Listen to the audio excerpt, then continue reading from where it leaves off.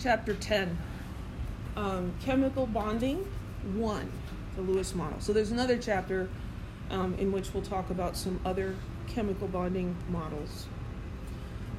So this opens with a little history about AIDS drugs, which is put in here to illustrate why bonding models are important. So back in 1989, the structure of HIV protease was determined. It's an enzyme, protein enzyme that is synthesized by HIV. And so by identifying the structure of this molecule, researchers were able to find several molecules that would disable the enzyme by blocking the active site. So they often say an enzyme and its substrate are like a lock and a key. And so the enzyme is the lock, and the substrate is the key that comes in and activates it. So you can disable it by shoving something else into the keyhole. And then the key doesn't fit in anymore, and so the enzyme can't do what it does, and it kind of shuts down the AIDS virus.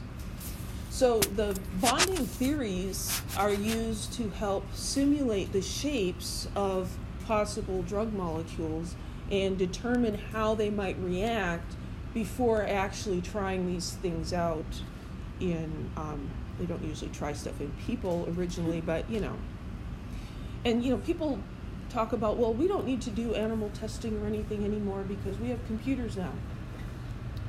Well, that's fine if you already have a great model for what you're studying. Yeah, you can use the computer to do it, and anybody who works with animal research would prefer to do that. But what if you're doing something where you don't know how it's going to work out?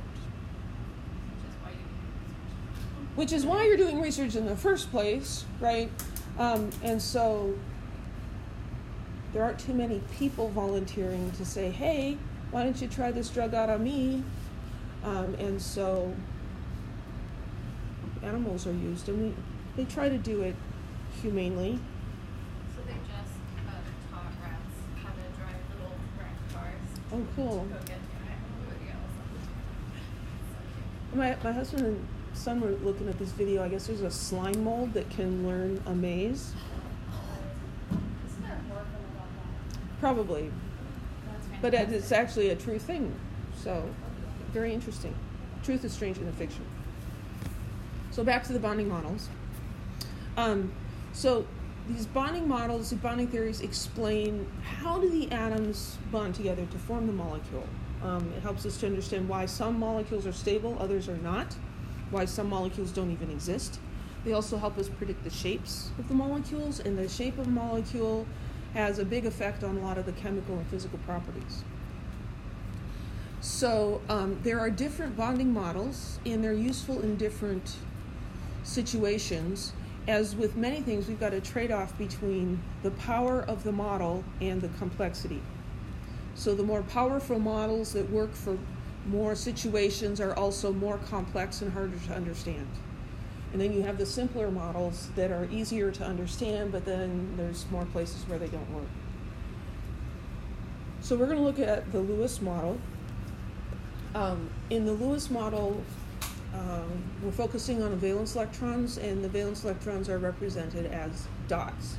And so we call these Lewis electron dot structures or Lewis dot structures.